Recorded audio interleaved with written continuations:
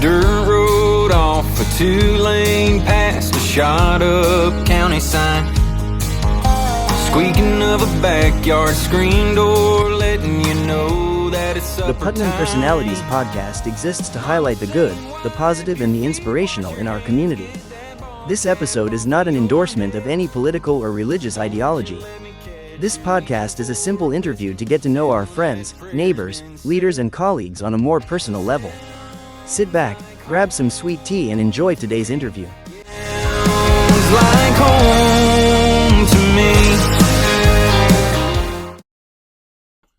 Well, I'm glad to have Mr. David Buckles with us today, and I've met you one time before. It was actually at the, I think it's pronounced Baccalaureate over at the church in Interlaken. Okay. And that's when we have like a church service for the graduates. And so at 2024 graduates, we met over there, and you and I spoke briefly, and you kind of gave me some neat information about our area. Also, you're running for school, but you are on a school board, right? Yeah. Okay. How long have you been on the school board? At least 10 years. I was appointed to a vacancy by former Florida Governor Rick Scott. Okay, cool. So you are on the school board. You're running again. I think you have the blue sign, like a light blue sign or something. It's teal. Teal. Okay. So I couldn't find one this morning to put up here. I was going to put up there to show it, but anyway. You don't need to do But that. I know, and this isn't a political podcast, so we don't talk about really politics anyway. But what I like to do is it's more biographical, and the goal is to know more about people in our community, whether they're politicians or if they're your neighbor or just someone you work with. So our goal, and also through that we learn some history. And so I think today we're going to learn a little bit of history about our area, not just our area, but our church. I was looking at our church history book here, and I have a note that says, I don't know when exactly happened, somewhere in the 50s. It says Miss Velma Norman of Hollister, upon hearing that property was needed for a new church, immediately gave the land. And so you told me this morning that Miss Velma Norman is? My grandmother on my mother's side. She was my Awesome. mother's mother. Okay. And she had a vegetable fruit stand business right out here on the edge of Highway 20 when it was a 2-lane.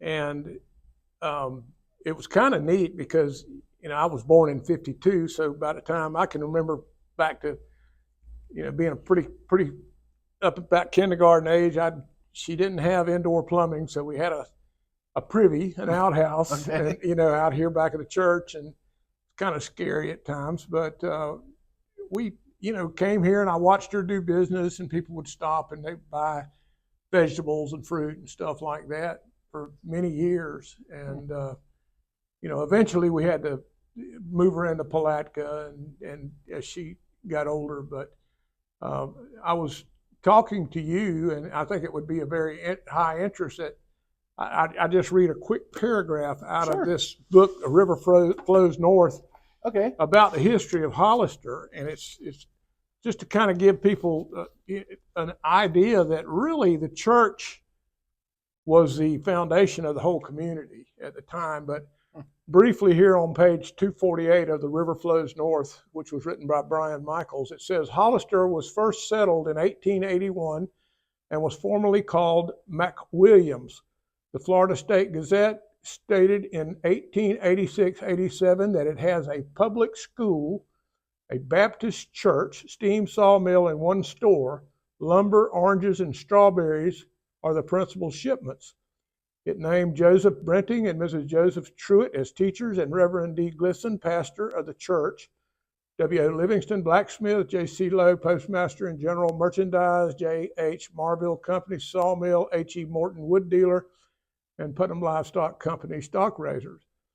Albert Capel and John Rensopko were strawberry growers, and orange growers were Joseph Brantley Morgan. And this is the names to remember because their heirs and their descendants are still widespread. But H. Moats, John Osteen, and George Moats.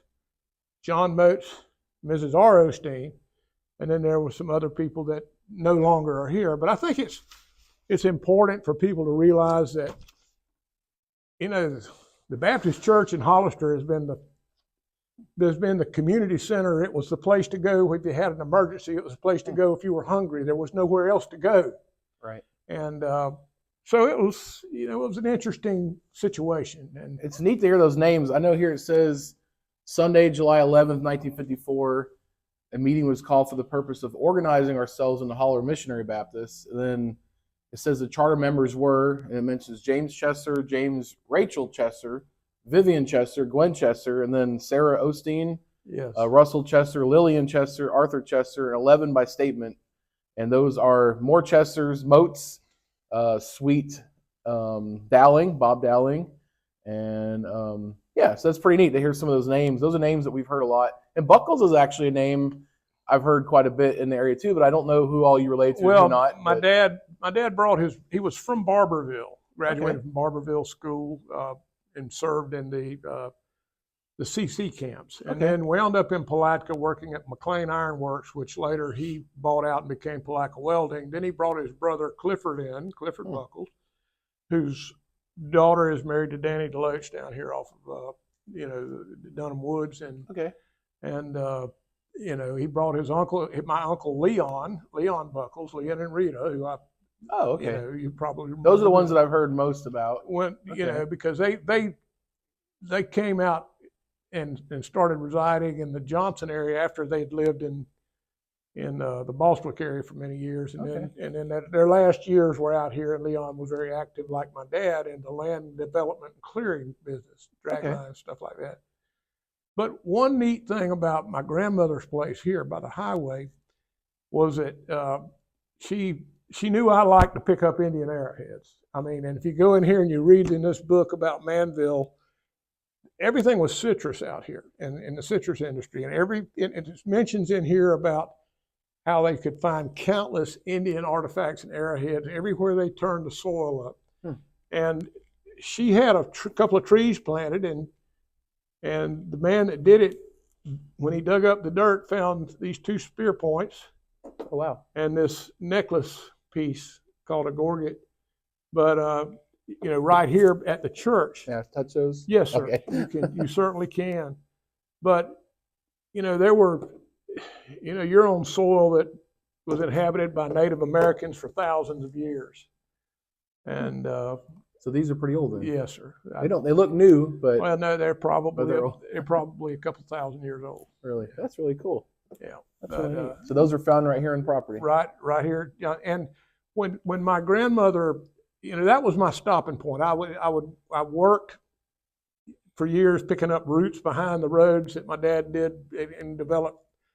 The day they cut the fence down here at Sun Avenue to go in Interlochen Lake Estates, and I had to start picking up all the roots for the burn piles after the bulldozers would push the roads. And then there's like 99 miles of roads in that one unit, but he did all the work for Webb Realty out here, and then plus other jobs. I go down the road and see stuff that he did and remember the work we did. But it was a pretty unique experience because I was fortunate enough he would let me, when I could drive, I could park the tractor, get my truck, come up and eat lunch with my grandmother right here. And then ultimately, we moved my dad's mom and dad up here on the highway too. And as they passed, and then my Granny Norman passed, Vilma Norman, I think they donated the property to the church there, what was remaining. So that was a pretty interesting situation, but we had a lot of good times right here, but when you go to talking about the Chesters and Arthur, Lil Chester was the rock there. I mean, she ran the post office. She was a little tiny lady, but she was. Yeah, I had the honor of knowing her for a short time. She actually told me, she said she used to love watching out her window and watching the kids play out in the field. And when we came here, there really was nothing. The membership had really declined. And my goal is to have her once again look out the window and see kids playing on that field. And so I remember our very first meeting we had in December of 2013, maybe it was 14, I think it was 13. We had this area where now used to be the school in this building. Right. And we had it remodeled a little bit, and we had a business meeting in here, and we invited Miss Lily to come to the business meeting. So she came over, and we had a foosball table set up, and she goes, "What is that?" And like, "It's called foosball." She goes, "What do you do with it?" And she grabbed the handles, and so we were teaching. So my daughters and her played foosball in December of 2013, and that was a blessing because it was her getting to interact with children again, which she had plenty of chance to do, but she loved that. And then within the next year, we were able to start a youth group back. So that one Wednesday night, we were out there playing kickball, and I looked across the street, and I saw Miss Lily standing in her window watching the kids play kickball, and it was like, that was my goal, that was my dream, and so to see her doing that, but did her funeral, did her son's funeral, but she was a sweet lady. We definitely miss Lily. Yeah, so. I knew Arthur, and Mr. Arthur, and Larry, and the whole family very well. And Luke Strickland, I'd go over there. That was the place to go, and I was a young guy, I loved to hunt, so I'd go over there and listen to all the hunting stories. Luke Strickland. He kind of was the ramrod for everybody through the Miller Turpentine Woods, which was probably 40,000 acres back then. It ran from Orange Springs to Rodman. So okay, so that's the Strickland from the Chester Strickland Sand Company. Yes. Okay, I guess that was right over here. Yes. Okay. Yeah, and he and his sister Frances lived right across from in that hayfield right across from the Robert Jenkins Elementary School in Interlochen, just to the south of that. So a lot of people wonder, because if you come to the church and you take a right and head towards Placa, there's a couple slab cements between here and the old post office. Right. And that's where the trucking company, that's where the company was. They had a big fleet of dump trucks, and they had where the Palatka Mall is now, which is kind of across from Home Depot. On the west side of the highway, that was their bar pit. Oh, really? And they dug out all that sand and then wound up selling it, and it became the Palatka Mall, and behind Sonic's Burgers and stuff, So I didn't know that. Okay, yeah, I was wondering where. Okay, but they had sand pits out here too, but it was economically more feasible to if you had sand in St. Augustine or anywhere that way, they had another pit. So that's kind of how it worked. But awesome. That's neat. I learned some stuff this morning. So you were born in 52? 52. So you were raised, did you ever leave the area, or did you stay here your whole life? The only time I left was to go to University of Florida for college. So just to Gainesville then? Gainesville. All right, so 52, what was the elementary school you attended? It was Mosley Elementary School in Palatka. Okay. And my mother pulled me out of there and sent me to Mellon in the 6th grade, which back then you went to elementary school, went to 6th grade, because she wanted me to have a certain math teacher, and I missed a whole unit on fractions, so it kind of really messed me up. But anyway, I caught back up. But so did Interlochen have a school, or was everybody going to Plaque at the time? No, Interlochen had a school. Oh, okay. They had a high school and that was when, after the war and baby boomers came, and most of the schools were placed in areas where kids could walk to school, and it wasn't as much transporting. And so Hollister would have had, prior to that, a small school with, like I said, a couple of teachers, and all the Johnson, McMeekin, everywhere had a Floor Home, Putnam Hall. They all had a little school.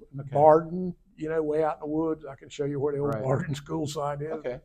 So you went to elementary school there, and then high school you went to where? I went to Palatka Junior High, which is where the Mosley School is presently. Now, were you a Brave or were you a Maroon? I was a Brave. A Brave, okay. The Maroons were really, I've lived. We had places that we stayed all over the county. I lived most of the school year in Palatka, right on the school grounds of the old Palatka Senior High School, and I watched it be built, when they were building it. Because the old high school for people in Palatka was the Mellon High School, built by the Mellon Foundation, who came to Florida and just had so much money, he gave it away. But when they built the new high school up on Kirby Street, where it is now it's the CeeLo Auditorium or school. The school board donated the land to the county, and they made a parking lot there by the courthouse, and that was all. I can remember when they held the county fairs right there on the school grounds in downtown Palatka. It didn't have a fairgrounds, and they'd have livestock, everything right there in downtown Palatka. Okay, so CeeLo was the original high school. It was, and then that was prior to integration, and there was the Black High School, which was Central Academy over on the north side of Palatka. Oh, okay. So and then during the integration days, it became Palatka South and Palatka Central, and we, divided up populations depending on who lived where. And I attended Palatka South because it wasn't 200 yards away, and Right. I grew up on the football field edge with all the coaches and stuff. And Right. So you graduated from, what was the school called when you Palatka graduated? South High School. Okay, and what was their mascot then? It was Braves. That was Braves. Okay, Braves. gotcha. Okay, interesting. So then after that, so you graduated, you went to the University of Florida. Well, I started I looked at Newberry College, the Citadel, and Wofford up in the Carolinas, and I didn't want to go up there. It was small college football. I could have gone and done that, and I walked on it. I didn't know that I could. They'd started a program where you had to be at least 6 foot tall to be drafted out of high school or get a college scholarship at Florida, and I was 5'10", and so I went to St. John's River Junior College back then, and then I transferred to the University of Florida, and I walked on over there and made the team. But I just I decided it wasn't, after being out 2 years, I wanted to come back here and go hunting and hunting season. I didn't want to be blocking for somebody. And so you played defense for the Gators. I made the team, but I left the team. Okay, gotcha. I told them forget it, And, yeah. But it was all good. It was a real good experience. My roommates and all from Palatka, we had a ball over there and learned a great deal. And I came back here and went to work at the old Briarwood School, private school.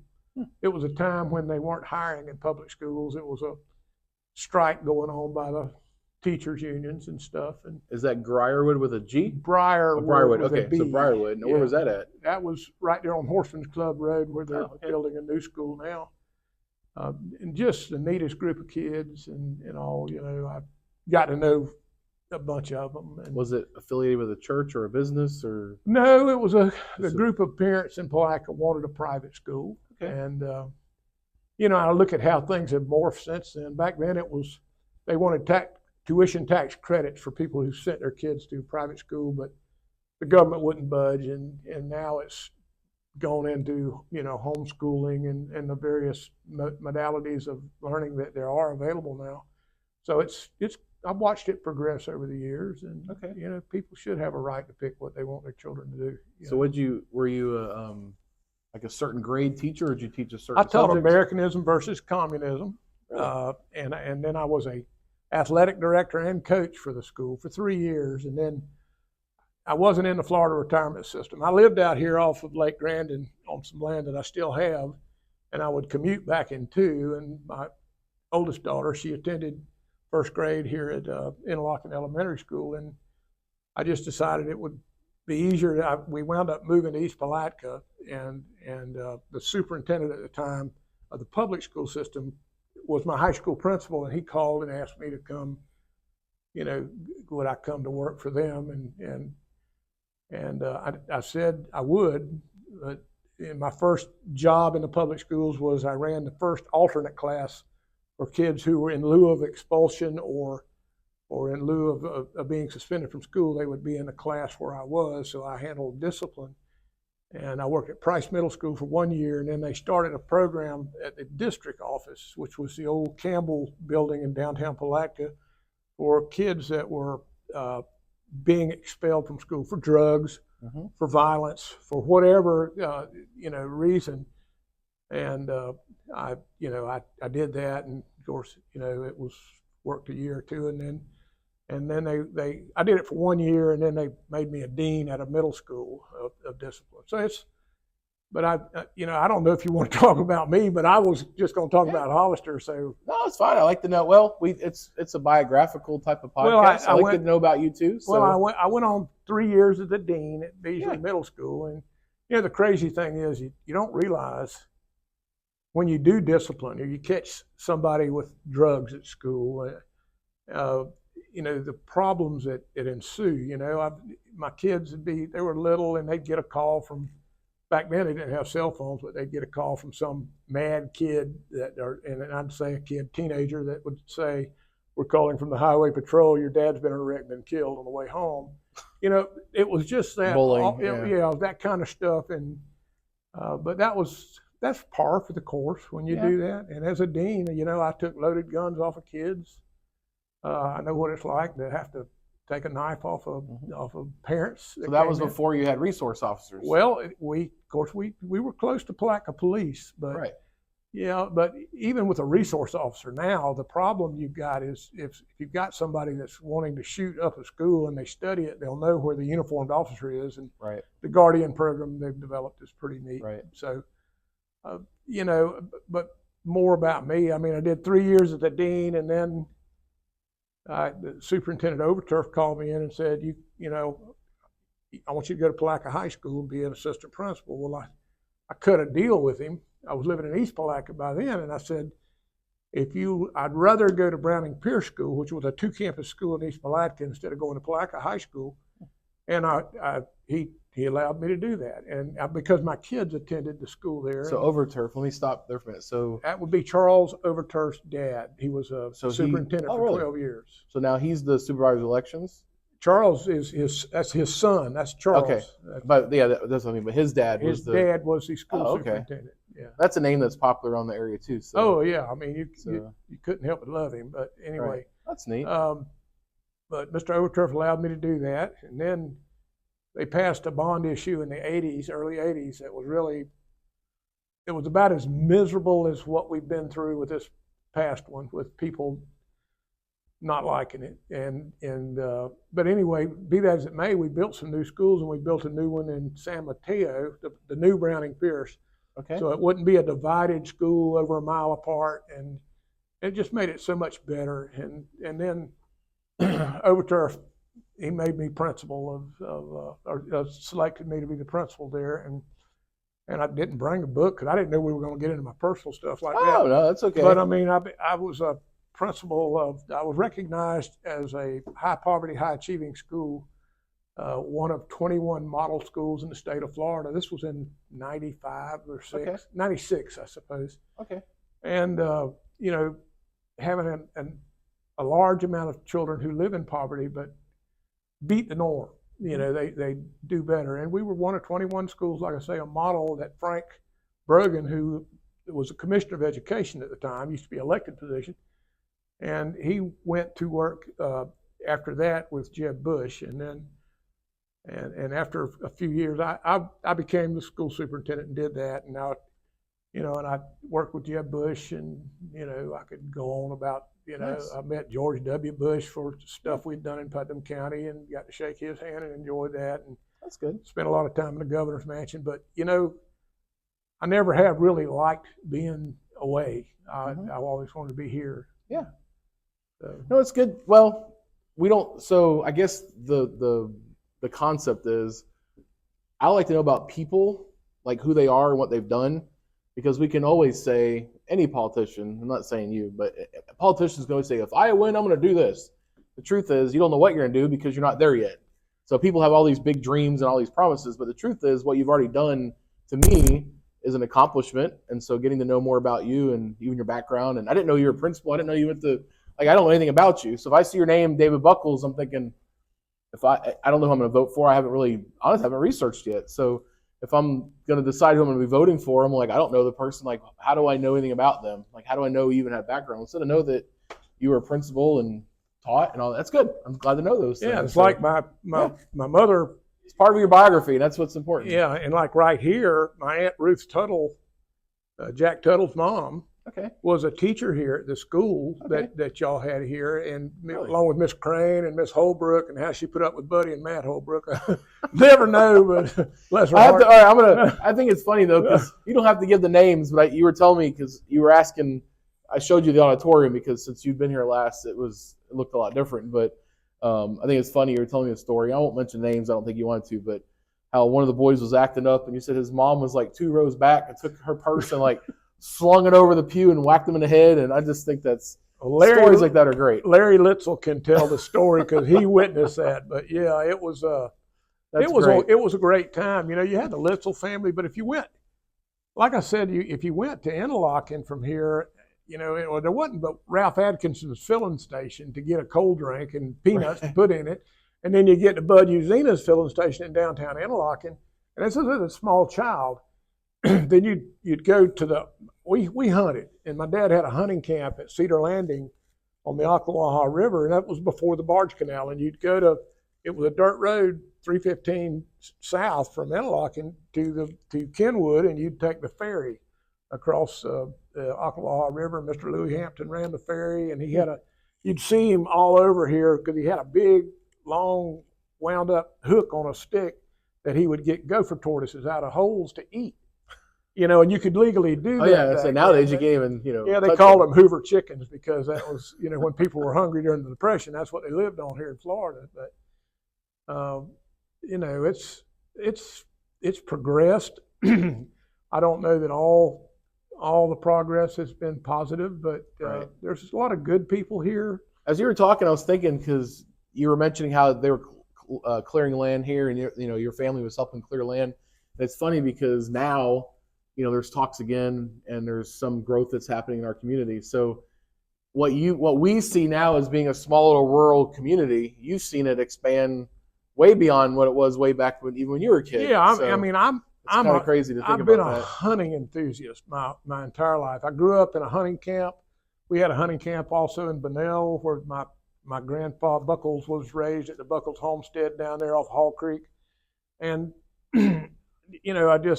that was it. I've skinned deer in the yard over here. Right. I had Ernie Kramer and Joey Buckles and Rodney Sheffield leave me the last day of hunting season to come out here and hunt one day, and because I'd had a successful year, and I finally figured out they'd left me. That was before cell phones.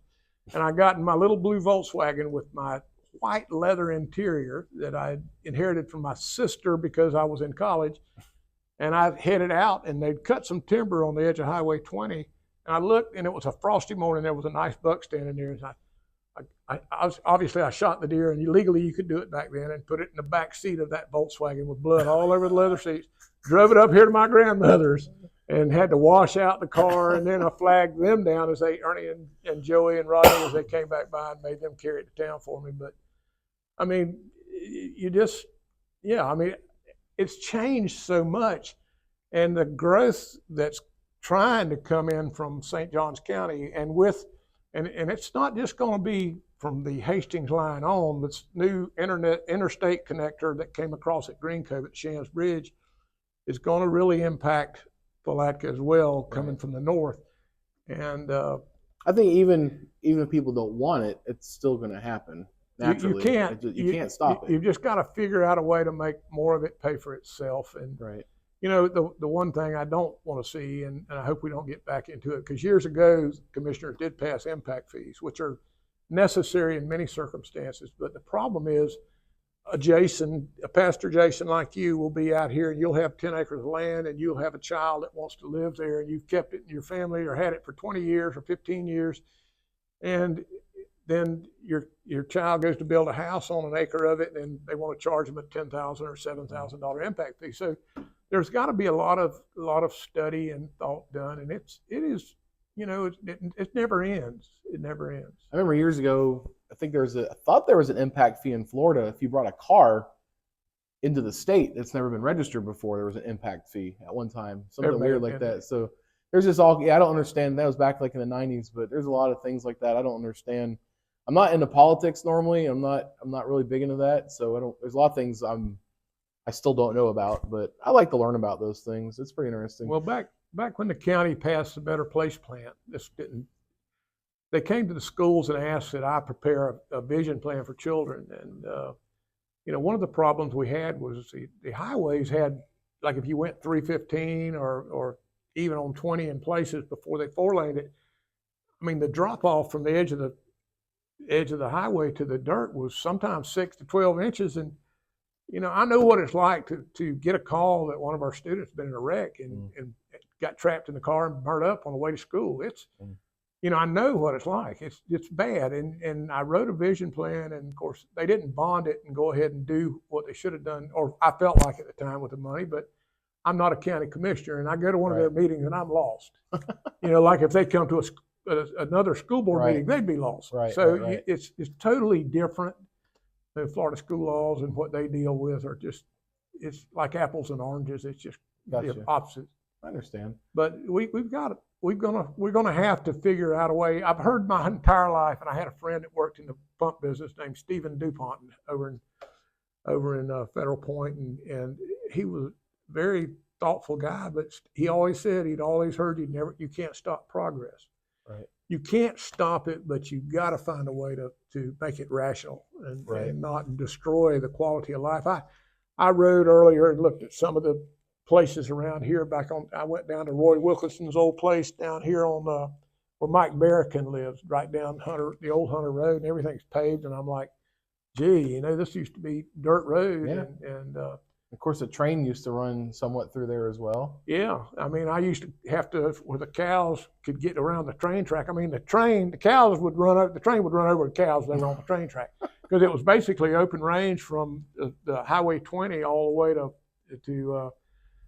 310. So and the train track had like big metal sharp things around the track where the cows couldn't walk. It wasn't a cattle gap; it was a cattle. If the cows tried to step on it, they would puncture their hooves and they couldn't go. And I had to keep that.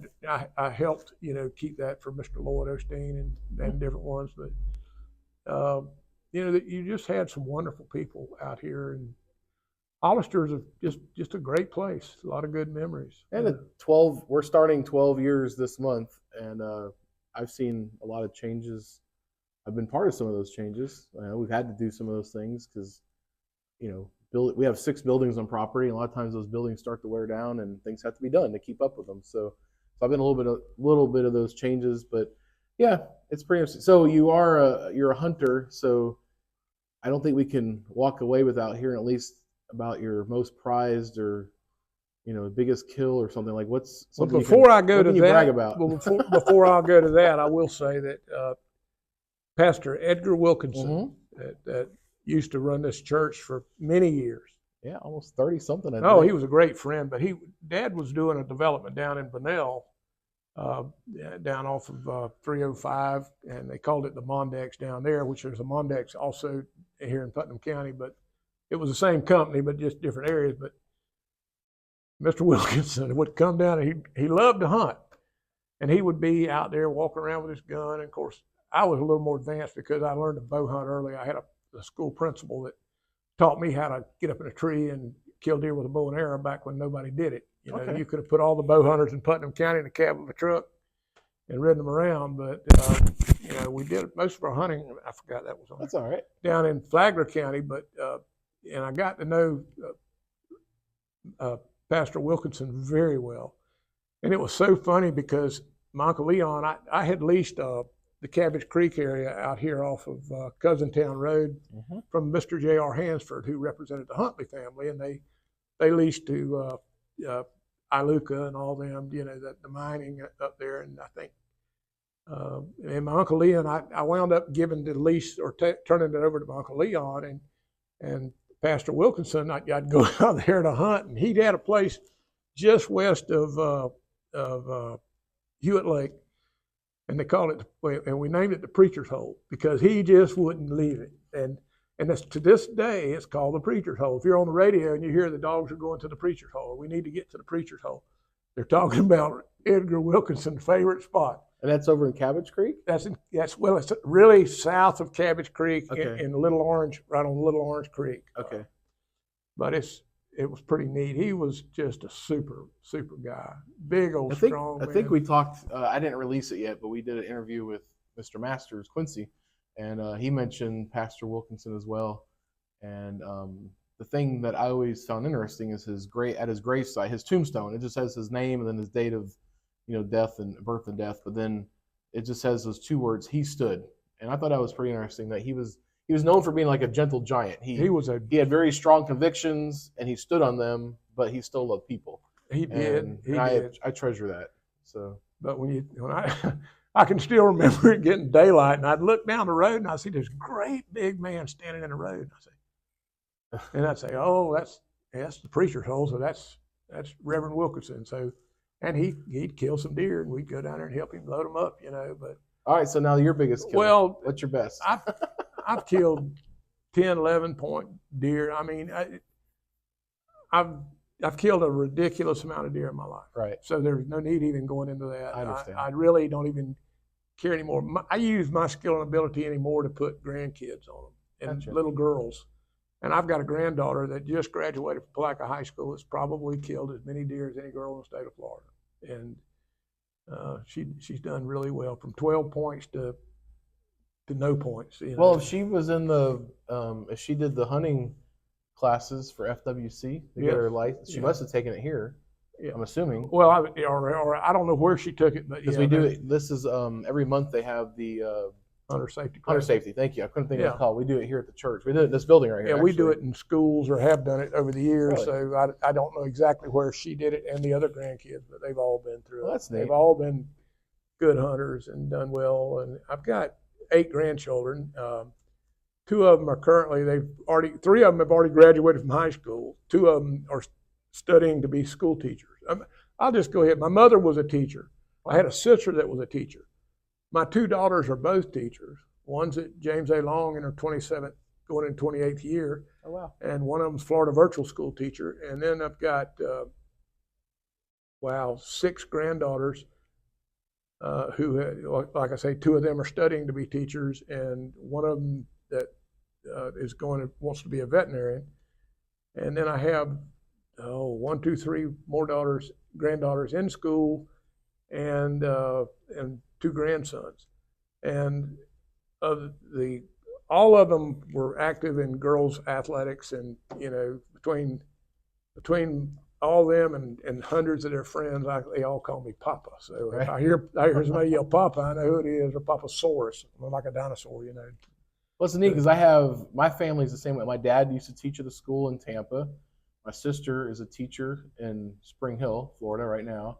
My aunt is the principal of a big Christian school, Keswick Christian School, down in like the St. Pete area. My uncle was a teacher at a school and a principal and a coach. So I kind of have a family of teachers as well. My other sister has a master's degree for teaching, but she doesn't teach. But yeah, it's kind of interesting. I've always, I can look back and see where teachers and principals, one of my principals, he's actually a politician now up in Tennessee, but it's kind of neat to look back and see our past teachers and how they've influenced our lives. And I'm sure that your years of teaching and the things you've done, that you've got a lot of students that can look back and appreciate your willingness to serve with them too. So I usually thank you have for to doing that. I usually have to get them to tell me what occurred in a particular incident to remember Right. me, because Oh, they yeah. grow up and they look different, Yeah. But I had, the interesting thing is, I had a little girl when I was principal at Browning Pierce, and she was hearing impaired. She was deaf, and she was in pre-K, and she always, for whatever reason, wanted me to hold her, and they'd bring the pre-K class around, and she would kick me in the shin until I'd reach down there and pick her up, hold her, and we were trying really hard to get her into DMB in St. Augustine to get her the help she needed to learn how to communicate. And a month or so ago, I received a communication on Facebook, and it's been 28 years since I've heard from her, and she's living in Missouri and has 4 children. But I never saw her after that, because she went to we got her in DMB and got her the help she needed. But I mean, it's not uncommon to have that kind of stuff. I work with the football team at Interlochen High School. We do, a lot of people don't know this, but First Baptist in Interlochen, they feed the football team every Friday. And so I'm always there. I'm doing it for 11, 12 years now, and I'm over there every week. And so we always give a devotion, a challenge of some sort as well. And so I've done that a million times, it seems. But I'll be, at Zaxby's one day, and some guy will come and say, "Hey, how you doing?" I'm like, "I'm doing good. How are you?" And I ordered my meal, and he's like, "Remember me?" I'm like, he's like, "You used to, give the devotions and feed us a football." I'm like, man, sometimes at one point, sometimes you have like 100 between football players and cheerleaders. You have 100 kids sometimes with the coaches and stuff. So I can't remember every kid, but you never know. That's why I always try to encourage our people at church. We don't have a big church at all. We run very few, but we just plant seed and we try to reach people. And eternity will know. We don't know. We'll never know. Jason, it makes a tremendous difference. I sponsor prayer breakfast for First Baptist in Palatka. They call me, and so I sponsor a breakfast like all board members, I guess, Yeah. that want to. We pay for their meal of all the football players Yeah. when they come. So that's not unusual, but Right. it really means a lot. I was president of the Panther Booster Club for some years when my son was in school and daughter, and they were in athletics. And anyway, we would go to the prayer breakfast, and for years I attended, and it really makes a difference because people really don't understand. When I became school superintendent, I requested the state send me to. I was in Chief Executive Officer Leadership Development Training, and I had them send me to Nashville or to Vanderbilt. And the Peabody Education College up there hosted a training for the superintendents in the region on how to allow student-led, constitutionally protected prayer in schools. And if you really know what you're doing, there's more prayer going on in schools than people have any idea of. You could go to a high school graduation and you'll just be floored. But with that comes I've had students that were valedictorians, and they'd give the speech in English and then turn around and give it in Arabic and then say a prayer to Allah. You have to understand what the constitutionally It's the freedom of and not freedom from. Yes. So if a Christian has a right, then so absolutely. And I get that. Yeah. I had school stationery that said "In God We Trust," and all the schools, principals were free to put up marquees that say "In God We Trust," which is determined to be secular in nature in the Supreme Court. So there are a lot of ways. We've got churches using school facilities in Putnam right now. I've had a daughter and 4 grandchildren baptized on school board property this year. So it's not, if you know what you're doing, it doesn't mean you won't have somebody maybe try to cause a problem or a challenge. But so we had a young man that lived with us for a while. His name was Art, and he was going to Springstead High School, and he was asked to give the invocation, the prayer for the graduation. And so they wanted to see his prayer first, and he gives the prayer. He types it all out and gives it to them, and they come back, and it's red letters everywhere, red marks everywhere. And he's like, "Pastor, what do I do?" I'm looking at him like, "What in the world?" I'm like, "This is crazy." Like, they knocked out the name God, the name Jesus. I'm like, "How are you supposed to pray?" And they can't legally do that. Well, here's what happened. So we went to, they call it CLA, Christian Law Association, and they sent back a letter. We talked to them, and they said, "Well, here's the deal. You cannot take the right away from a student to express their religious faith." So what they were able to do is he was able to take his prayer and instead of saying, "Dear Jesus," or whatever, he would say, "Thank you for being my Lord and Savior." And he'd made it personal. And so once he made it personal, it wasn't like he was forcing religion on other people. He was stating his own personal relationship, and then it was fine. So we got through that, but there's a lot of tricky things like that. It's pretty interesting. You have to really know what you're doing. Right. And it is, we don't have a lot of problems because we're rural North Florida. I mean, it's not that bad, but you do have, anytime you bring attention to something, you run the risk of, recently there was and I understand how people feel, but a questionnaire to board members about biological males and biological females. Well, who in their right mind would be in favor of that stuff? But the problem is when you draw attention to it, if you've never led and been responsible for the safety and security of 10,000, 11,000 kids, and over 1,000 employees, you don't know what kind of nutcase there is or disenfranchised person that's out there that's going to say, "Well, I'm going to come and do something foolish." So you've got to be really careful. I mean, it doesn't hurt to state your personal views or things, but you just got to be cognizant. I mean, I know what it's like to have a ride around out here to Lake Estates with FBI agents looking for a murdered child. They've been murdered by a student. So I've seen teachers out here at Aquila, go to school and go home for the weekend and get killed over the weekend and have to speak at their funerals. I'm tired of that. I believe in safety and security, and not you play stupid games, you win stupid prizes. No matter how noble things sound, sometimes you've got to be cautious. And because in the bottom line, I always felt like you're here. we're here for teaching and learning. That's what we're about in a school. But you got to keep them safe, and that's and of course we're digressing from Hollister. Yeah, it was sad to see last year where, not sad, but it's one of those things that nationally you would see back in the 80s or 90s where, some public school, they'd have to walk in through the metal detectors. And I hated to have to see that last year when our football players, going to a football game, I should say, like on a Friday night, we had to do that. But I realize as well that our times have changed, and that's where we are. Education, and Mr. Overturf taught me this. We're a mirror of society. Right. If it happens in our communities, it's going to happen on our school grounds, because that's about the only place some of these people that live way out in the hinterlands can congregate. And we've had past years where we had rival gangs.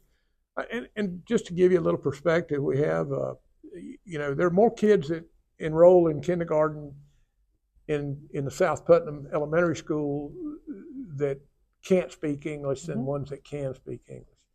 We've had rival gangs make threats to at high school football games at Crescent City. And one year we had a tip off of a rival gang coming there, and one of our deputies, A.P. Bailey, at the time, I think he lives right out here.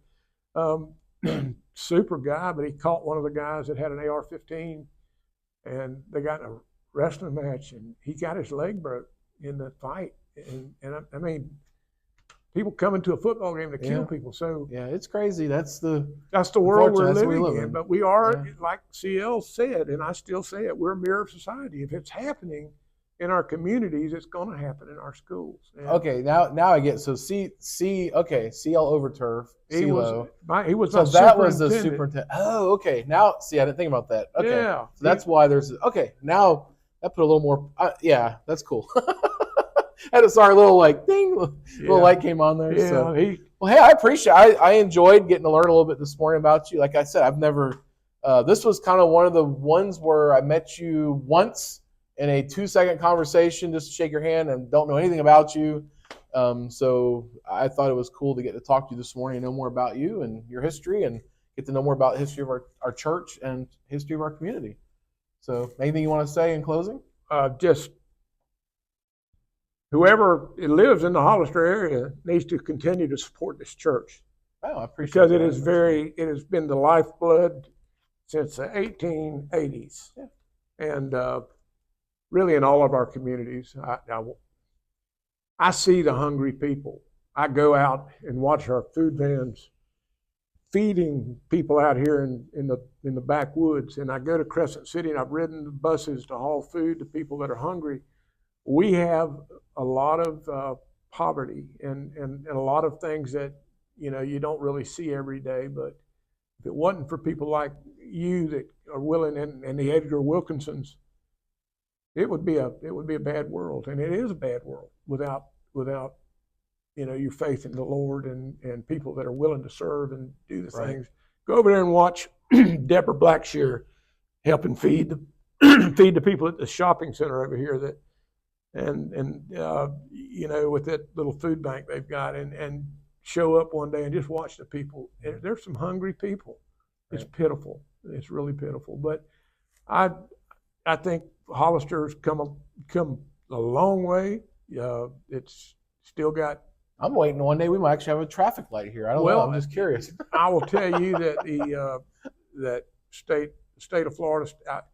I took a petition with 3,000 names on it to the state Florida road people, and about putting a stoplight at Bostwick at 17 and Palmetto Bluff Road, and they said you hadn't had enough people die there yet. Right, it's just. I know it's sad. It is really, until you get someone that can really figure out how to maneuver that, I think the world of Governor DeSantis. I've met him. I wrote him a personal letter. I didn't include the board, to put Americanism versus communism back in civics curriculum. And after a couple of weeks, he got the letter. He did it. And you've got to have somebody like a governor that'll just say, "Hey, we're going to do it whether you want to do it or not. And I don't care what the rules say." And I know Bobby Payne tried real hard, and he's helped with the light there, flashing light at Barden, but. State Road 100 is a death trap. It's horrible. It's you in the evening you're going into the sun, and in mornings you're coming to Palaca, you're going into the sun coming up East and West Highway. And we worry so much about our kids, and I've got a couple of grandkids driving, and it just unnerves me. But you pray and you do the best you can, and make the difference where you can. And well, at the end of every podcast, I always ask the person that I'm interviewing if they had any, anything that I have asked you. You have the same opportunity to ask me. You have a question for me? Anything that you? If not, it's no big deal. Where'd you grow up? So I am from. I was born in St. Pete, and I was there till first grade. I attended first grade in Pinellas Park, and then we moved to the Chicago area for 4 years. My dad went to school up there, so I was living in the Chicago area for 4 years. But after that, back to Florida again. I'm so sorry. Well, hey, I know we had to go through the winters, but through that time we got to watch the Bears win the Super Bowl, and so there were some cool things, and so I have a little bit of Chicago blood in me. I still pull for the Bears if I can. I'm not real big into sports, but I was definitely a Chicago Bulls fan. Loved Michael Jordan. I think he's the greatest of all time. But yeah, we moved back when I was in sixth grade. We moved back to Florida and basically lived here. We've moved. I lived in San Diego for a year. Lived in Chattanooga for a couple of years, but for the most part of my life, I've been here in Florida. So, well, yeah. I've enjoyed meeting you. I've been to several funerals. I go to more than I would like to at the Interlochen Baptist Church, and my Uncle Leon passed away at 92 or 3 this year, and we had his funeral. And Walter Vass, who worked for Dad and was a good friend, and his daughter Nancy Darcy lives down the road with her husband down here in Dunham Woods, and I spoke at that funeral for a little bit. But you just got a lot of people that you touch their lives when you do the things you do, and I'm thankful you're here. Our governor, on growth, has done too good a job. He's really been too good of a governor because he's got so many people moving to Florida.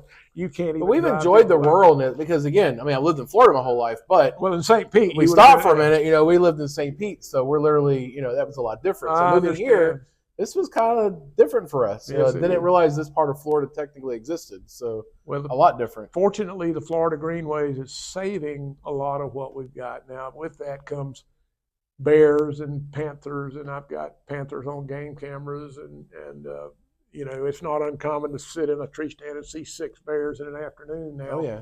So we're it's just different. It really is. But Jason, I appreciate it. Appreciate you coming on. Enjoyed it so much. Thanks for bringing your stuff and teaching us some stuff this morning. Okie doke. And God bless you too.